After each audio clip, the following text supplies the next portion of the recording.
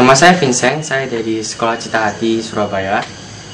Saya di sini membawa penelitian dengan judul Mucus of Fish as Antimicrobial Agents. Jadi menggunakan mukosa ikan atau lendir ikan sebagai antibiotik. Nah, sebenarnya eksperimen ini datang dari tempat tinggal saya. Saya tinggal di dekat sungai. Nah, yang hebatnya di sungai itu, penduduknya itu kalau buang sampah, dia nggak buang di tempat sampah, tapi dia ikat di plastik, terus dia lempar aja ke sungai itu. Nah, itu sudah dilakukan bertahun-tahun dan jelas sampah yang terakumulasi di sana itu berkilo-kilo, dan sampah itu jelas buruk karena dia banyak sekali bakteri-bakteri atau jamur, virus dan sebagainya. Jadi air itu benar-benar kotor dan hitam sekali. Nah, anehnya itu di sana itu ada ikan, dan ikan itu bisa tumbuh dan hidup di tempat sekotor itu. Nah, itu saya berpikir, kira-kira apa sih yang ada di ikan itu yang bisa bikin dia itu tinggal di tempat kayak gitu.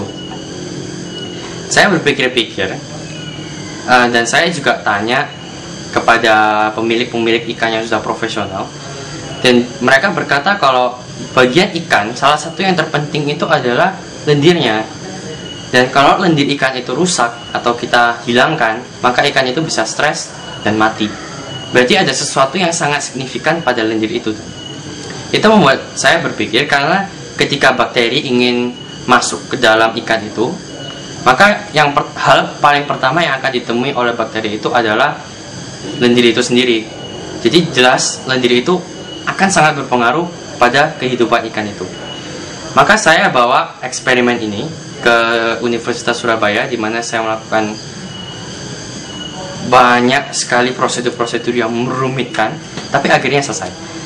Dan jujur saja, eksperimen saya ini masih kekurangan beberapa hal karena masalah validitas pada eksperimen saya.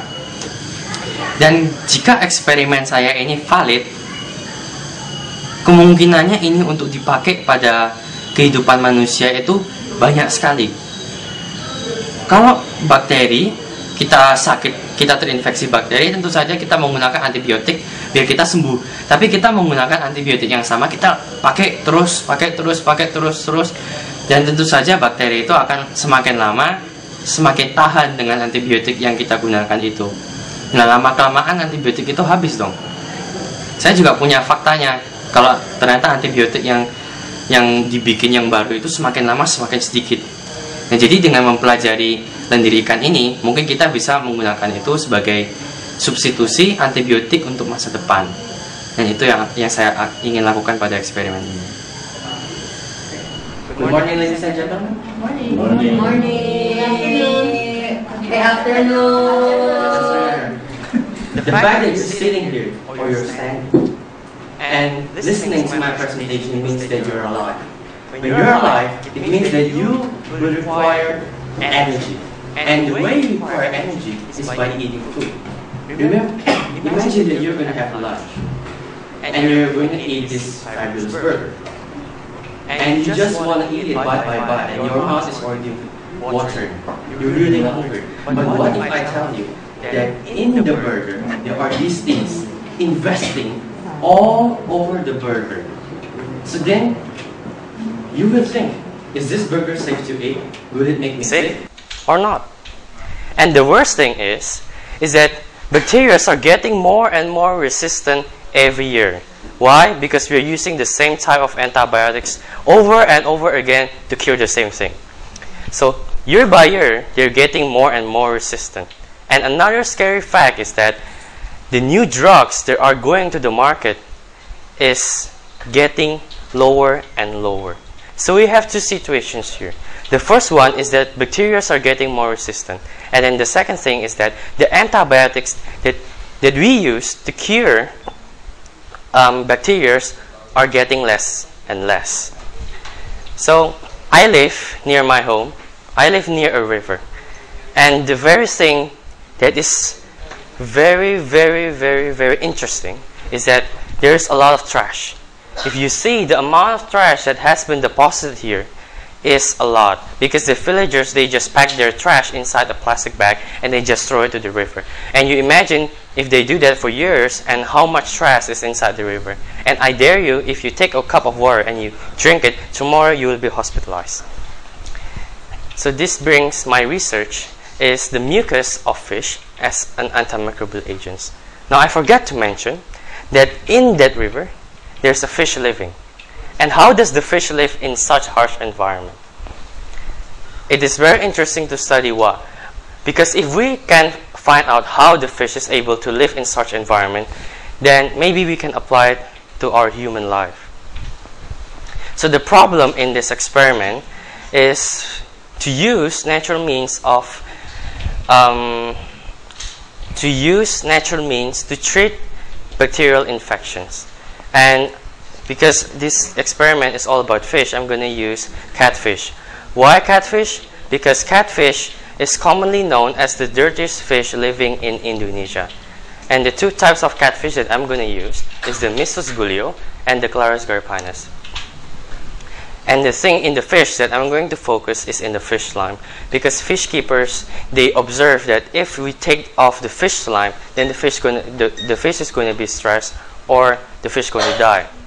So there must be something very significant in the fish slime. It serves three purposes. The first one is for physical protection, because if we try to catch the fish, it's going to slip easily. That is because the fish slime is so slippery. It's like the fish is trying to escape from the predator. And the second thing is that it reduces friction, because when it swims in the water, it will reduce the amount of energy required for the fish to swim. And the third thing is that it is believed that the fish slime acts as the first line of defense against pathogens, because if a bacteria wants to infect the fish, then the first thing that they have to encounter is going to be the fish slime itself. So the research question is, does the fish mucus possess antimicrobial properties? And if so, does it work bacteriostatically or bactericidally? Bacteriostatic means it just stops bacterial growth. It doesn't kill them. But if it is bactericidal, it will kill the bacteria. So let's go over to how I did the experiment. So the first thing is to, of course, extract the mucus from the fish. So we scrape the skin of the fish very lightly, but when we do that, there's a chance that there might be some skin that I accidentally scrape. So what I have to do is that I have to purify the mixture. So you see that the mucus is mixed well with the skin. So I have to separate it using a centrifuge. Using the centrifuge, I'm going to separate the heavier part, which is the skin, and then the lighter part, which is the mucus. So I'm going to take the supernatant and leave the skin and just throw it away. And then of course, for bacteria preparation, we are going to use petri dishes. So the bacteria is placed on the petri dish, and then I'm going to pour a melted agar nutrient. And I'm going to wait for a while, and then what's going to happen is that the nutrient gel is going to solidify into a gel-like consistency. And after that, I'm going to place cylinder cups. Cylinder cups are basically metal cylinders with a hollow center. And I'm going to place it vertically on the agar and place a sample inside the cylinder cup. This is the sample, and the petri dishes are now ready to be incubated overnight. The next morning, I'm going to check for the zone of inhibition, which is the area where bacteria cannot survive.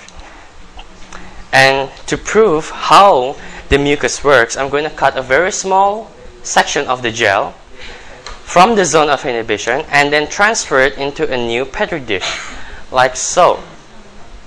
And of course, it is incubated again and see for growth, for bacteria growth. And I'm going to analyze it on the next few slides. And these are the results that I get. First is from the Mistus gulio extract. And as we can see, what you have to remember in the graph is to actually see that the Mistus gulio extract works better on the Staphylococcus aureus. The positive is the ampicillin, and then the negative is water. For the Clarus gariepinus extract, it works slightly better in the E. coli bacteria. For the second experiment where I cut, this is the average results so that we can see it much more clearer. And I'm going to use the 12.5% as the baseline. And as we can see, even though the fish mucus is at 50%, it is like 3/4 of the ampicillin. So if I were to use 100%, then it might outmatch the ampicillin. You see? And then for the second experiment, the first fish mucus and then the second fish mucus all have growth on the first petri dish. And on the second trial, there's also growth. So this indicates a bacteriostatic compound.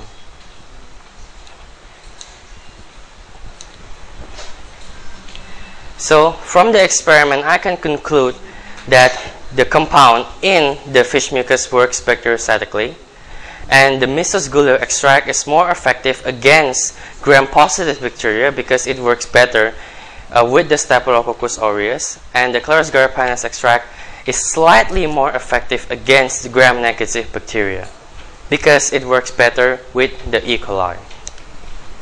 And my further research is that if we can determine the 3D structure of the protein, then we can study how it works and how it interacts with other proteins. And if we are able to understand that, then we can mass produce it in the drug industry. And if we can mass produce it, then we can buy these drugs in your local drugstores, medicine stores. So remember how we started? We started from something very dirty, something that is filth. It's full of bacteria, it's full of pathogens, but it seems that we can use it to produce antibiotics.